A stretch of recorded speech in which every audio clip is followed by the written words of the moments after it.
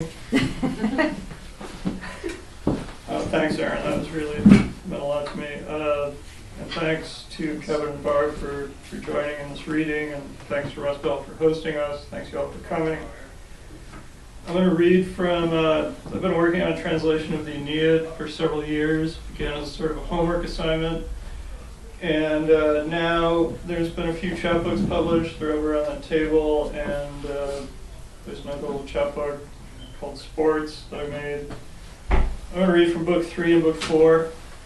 So in Book 3 of the Aeneid, Aeneas he's crash landed in Carthage. He's been taken to the court of Queen of Carthage, Dido. He's telling the story. Book 2, he tells the story of the fall of Troy.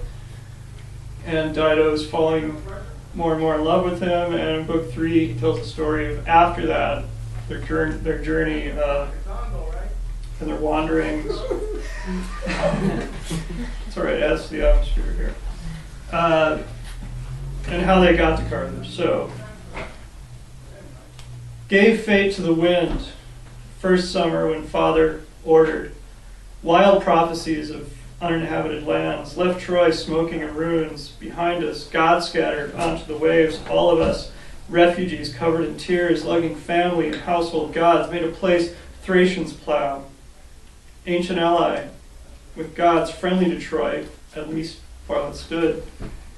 Landing, I wasted no time raising walls, though the omens were black, and named it Aeneados, after myself. Quick to sacrifice to Mother Venus, mighty Jove, I slaughtered a bull on the shore, as luck would have it, a mound nearby with a high cornel's bush and bristling myrtle, thick with sharp shoots. Blood oozed as I grabbed some branches to cover the altars, and mirabile dictu, it all went south, an awful sign. The thing screams, I tore it. Blood spilled black from soil. It spread gore on the earth. A shudder ran through me again. I peeled back the bark of another tree, trying to see what's what. Blood spurts, and my mind grasped for country nymphs and Mars, father to these fields, to propitiate, that they might make these fates green again. But after I wrestle a third bush and come up covered in blood, should I tell you the next part? A groan comes from deep in the root wound, and a voice reaches me. Aeneas, why must you tear at me? I'm someone you know, a poor bastard, not worth dirtying your hands over. That's right, I'm Trojan. Run from me. Run from this greedy shore. They got me here, planting spears in my side that now flower from me, Polydorus. I stood frozen in shock. Everything seized up in my mind, words caught in my throat. This guy, Polydorus, had secretly held gold from unlucky Priam, who lost faith in Troy over the long siege, in trust with the Thracian king. When the city finally fell, that king cut us loose, seeking Agamemnon, selling Troy out completely. He killed Polydorus, pocketed all the gold. Terror slowly eased out of my bones. I asked Father. He and everyone agreed. We leave this unlucky land after giving Polydorus a proper funeral. I'm going to fast forward ahead. Lots of stuff happens. Land, lots of weird places, and try to found cities, doesn't work out. This is the end of Book 3. We drift close to smoking Etna, awful Charybdis. There, a new strange sight. A man, emaciated, filthy, hands raised in supplication, stepping from woods to shore. A Greek castaway. When he glimpses Trojan arms, goes stiff with fright, but soon makes his legs move again, throws himself down, crying, "Take me with you! Get me the fuck out of here! Doesn't matter where. I know I'm one of the scumbags you were fighting in Troy. If that bugs you so much, just chop me up. Scatter me on the waves. If I must die, let it be at the hands of men." Calming somewhat at my father's outstretched arms, he explains, "I'm Achaemenides from Ithaca, one of Ulysses' pals. I had to fight at Troy because my family's poor. I'm stuck here while everyone else ran from Cyclops' cave. The monster who lives there, so huge, he smacks the sea and splashes the stars. I saw him grab 2 Greeks in one hand and gobble them up, just like that. Other times he'd lie down, smash guys on rocks, nibbling them leisurely like little hors d'oeuvres, chewing their liquefied limbs as they trembled, still living between his teeth. Ulysses didn't hang around to die that way. While the monster sprawled in the cave amidst man puke and bone splinters, gorged on wine, we drew lots, and some of us stuck him with a sharp stick in his one eye, avenging our friends as he screamed, and we broke loose, but run, you poor bastards. Cut your ropes loose from this shore. There's 100 more like him roaming these hills. Spying Polyphemus himself then, we try to cast off quietly, softly dipping oars in the sea, but he senses us, gives a shout that shakes Etna, stirs the seas, and rouses other monsters. They stand there like a grove of tall oaks, unable to follow as we stretch sails. But mindful of Helenus' words, we turn back to avoid Scylla and Charybdis, float instead past many other lands. Achaemenides, who've been here before, counting them off, but Father, alas, it was here that I lost you. After you'd been snatched in vain from so many dangers, you left me to mourn an incident Helenus failed to mention when he warned us of so many horrors.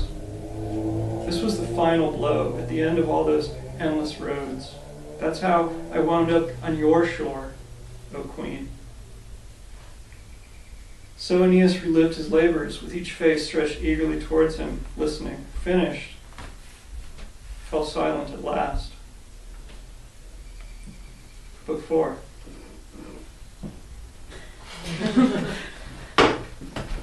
But the queen can't let go of love, and love won't let go of her, stoking a hidden fire in her veins and pushing the image and words of that man through her heart to her mind's eye, making her legs quake. Dear Sister Anna, she says, what dreams gut me to the core? Who is this man? So noble in appearance, so brave. If I didn't know any better, I'd swear he must be born of gods. Did you hear his war stories? If I weren't so stuck, and if I could see myself marrying again, if I weren't loath to carry the torch back to the bridal chamber and give in to that weakness, well, maybe he'd be the one. I'll admit it. After the wretched fate of my former husband, Aeneas alone strikes my heart, so I waver. In him I see traces of the old flame. Anna replies, Oh, sister, will you let grief eat your life away, never knowing children or the joys of love? Do you think the dead cherish the living from their tombs? Well, you mourn, the world won't wait. I judge Aeneas a gift from the gods. Juno, especially. Think, sis, what a great city could rise from this marriage. With Trojan arms, there's no telling what Carthage could do. So seek the gods' favor with fitting sacrifice and weave reasons for their delay. White cow, lovely Dido, pours forth offering before gods, reading portents and spilled guts. But what help augury to those with minds already made up?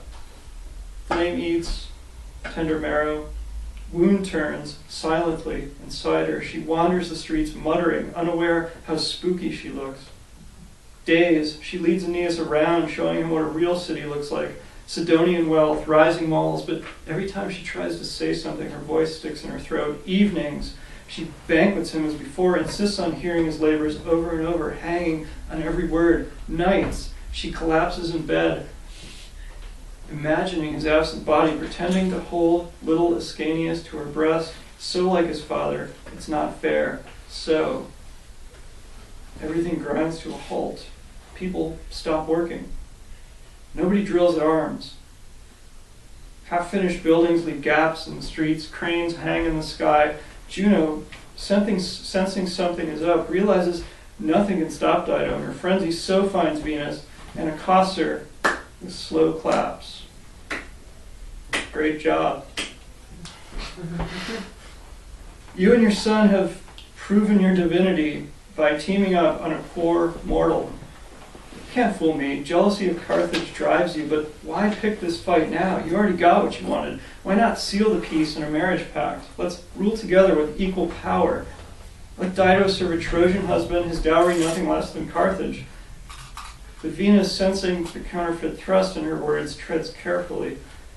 Who'd be crazy enough to refuse or challenge you in war?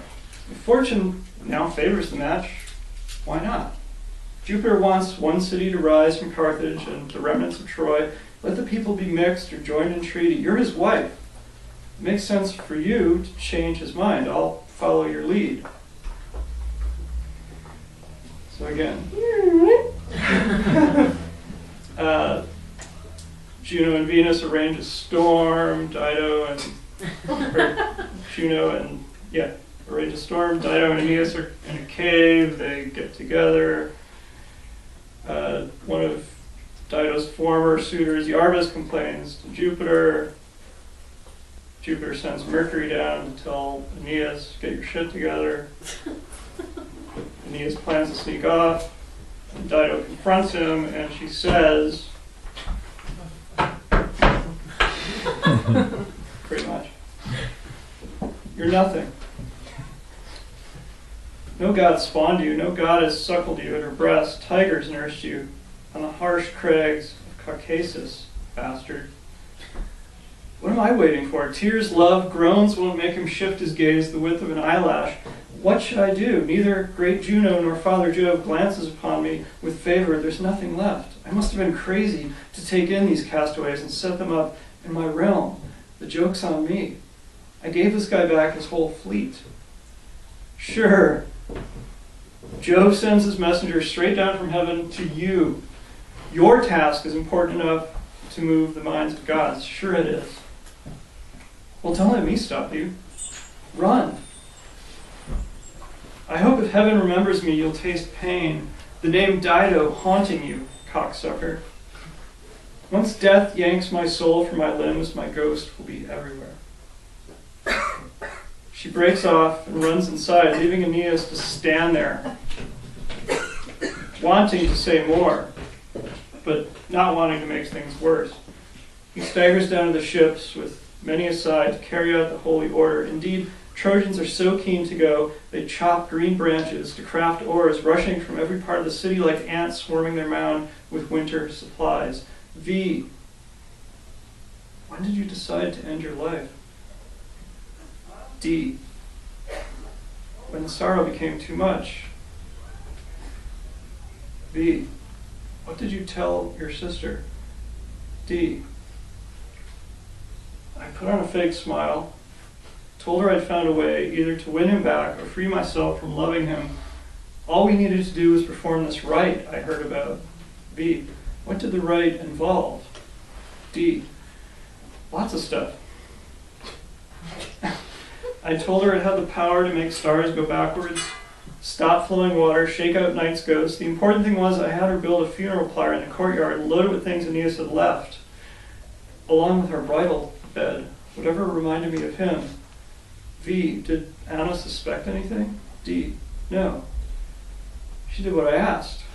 I cut torches from old oaks, covered mementos, weapons, and Aeneas' effigy with funeral wreaths. The priestess screamed the names of her 300 gods, screamed Erebus, Chaos, and threefold Hecate. V, what happened next? D, she sprinkles water, supposedly from an Italian spring, spreads young herbs cut by moonlight that ooze black poison in a love charm snatched from the head of a young colt. I stand at the altar, kick off one sandal, my dress undone, soon to die. I call the gods and the stars to witness whatever force cares about justice and unrequited love. V, and then